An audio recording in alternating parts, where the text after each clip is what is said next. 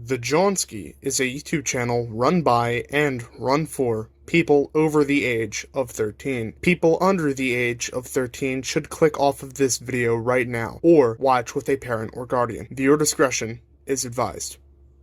You don't scare me! Milt is freaking Tanae Milishman. My name is King Prime. Welcome back to another video here on the YouTube channel. Today, after a very, very long time, we are finally going to take a look at a brand new Jazwares World of Halo figure. That being one of the figures that came in the Big Battle 6-pack, which was recently released on Jazwares Vault.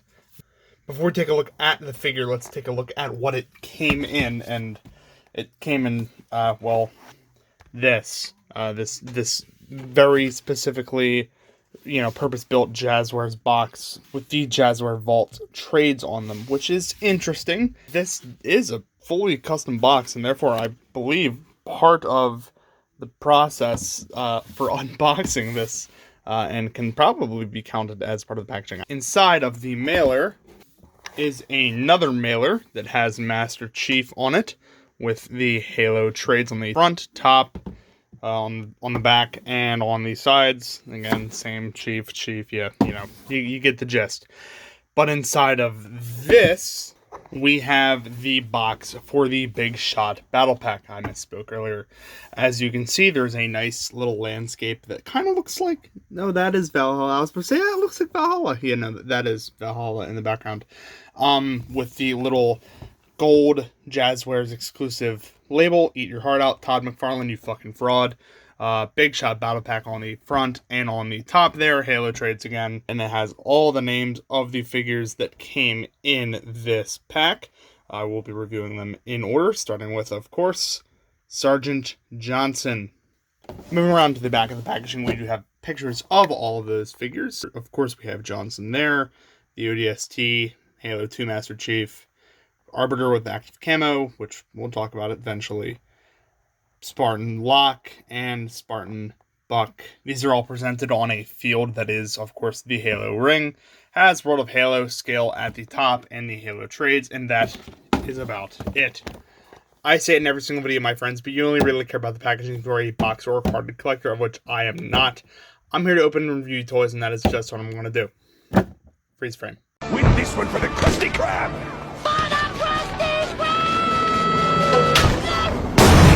Freeze frame on freeze, and here we have Sergeant Johnson. But before we take a look at him, let's take a look at what he comes with. Of course, his only accessory is this MA5C, I believe. The Halo 3 assault rifle, as you can see, it's got the green dot there. Plain gray plastic with the very light shroud on the top. You have the little flashlight sticking down there, and the handle, which is done in black. Of course, it still has the peg on the back of the weapon so that you can tab it into Johnson's back in case you want to have him doing something else, like falling apart. Some things never change. Thanks, Jazwares. Moving on from that, here is Johnson himself, and I must say this figure is sort of an oddity to me. In some ways, it is great because it's Sergeant Johnson, and we're finally getting this figure after Jazwares totally shit the bed with World of Halo Series 5. I'm so happy to finally have Johnson in the collection, but at the same time, I have a lot of qualms with this, and we'll get into those in a little bit. Before we do that, however, let's take a look at Johnson himself. You can tell, of course, from the silhouette, this is definitely Johnson. He's wearing his Gunnery Sergeant's hat. He has I believe that's the UNSC crest on his hat. It could be a sergeant's rank insignia, but I am not sure. That's actually something that I don't know. So if you do know, put it in the comments.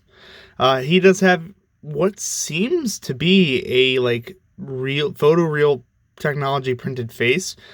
He looks more like Steve Harvey than Avery Johnson, but you know what? I guess I'll take it at this point, because God knows we're never going to get another one of these.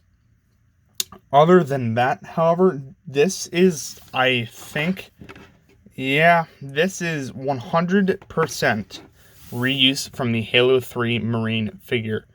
I'll show that, of course, in the comparisons in a second. But being a direct repeat of that figure, it has the same issues that it did. Thankfully, this one's neck doesn't come out, so I can't accidentally decapitate Johnson. But he does have the same nice detailing that figure had, including the very subtle gray on green camouflage pattern on his BDU. He has little pouches in his armor pieces that are overlaid on top of that, as well as pouches and armor on his legs. You can see that camo really well on his thighs, and the shin plating going down to his gray boots.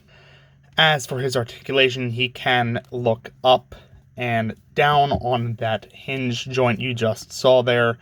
He does have a ball joint on this, of course, but because of the way the figure is sculpted, it's just not that great. He does have a full range of motion at the shoulder. It can go all the way out and all the way around. However, again, these are Jazzwares joints. They are kind of hindered, and this figure, it just keeps falling apart. Thanks, Jazzwares. He has a less than stellar elbow bend. In fact, I think that I would call that a 45-degree elbow bend. That's absolutely atrocious. Of course, you can get an elbow swivel there, as well as a wrist swivel with an in and out joint on his left hand, and an in and out joint on his right hand, which is not ideal for rifle wielding characters. But I digress. He does, of course, have a rotation at the hips. However, because this character keeps falling in half, I wouldn't recommend doing it. He does have a diaphragm joint, but again, yeah, that's just gonna keep falling out. Thanks, Jazzwares. He has a full range of motion at the hips, and mind the angle there, meaning you have nice ball jointed hips and can get a full range of motion.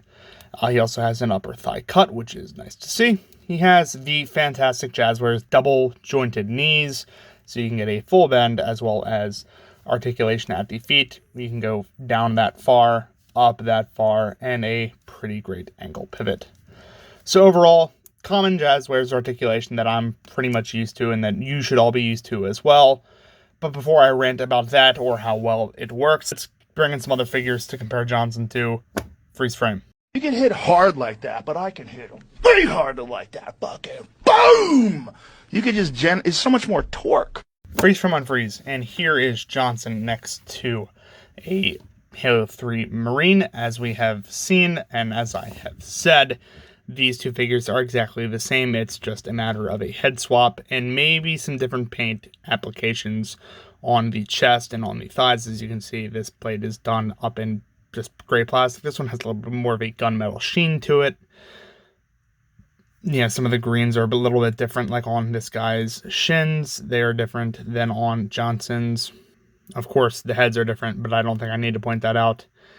And from what I can tell, his upper torso is a little bit thicker. I don't know if you can see that, but I definitely can, despite the fact that the details are all the same. Johnson's chest is definitely a little bit broader, which makes sense because Johnson is a badass. I'd expect that of him. But that's enough for the size comparison. Let's move on to my final thoughts so I can tell you exactly what I think about Johnson.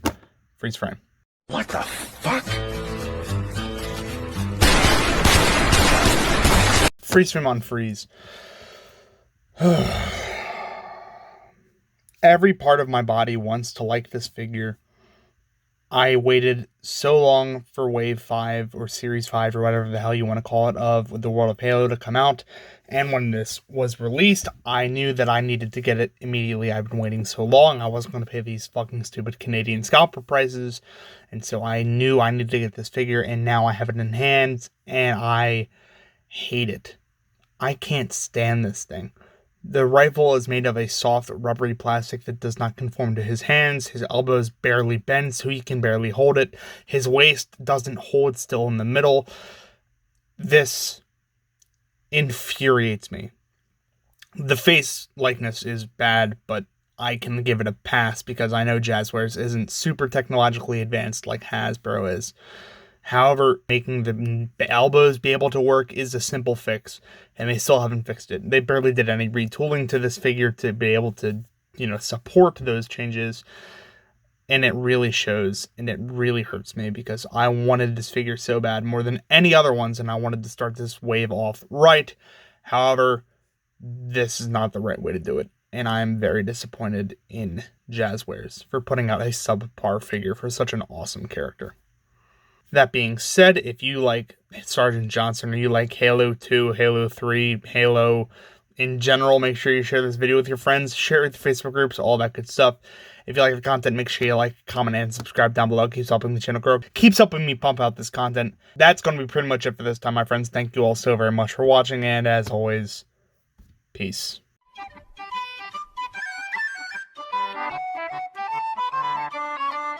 Oh!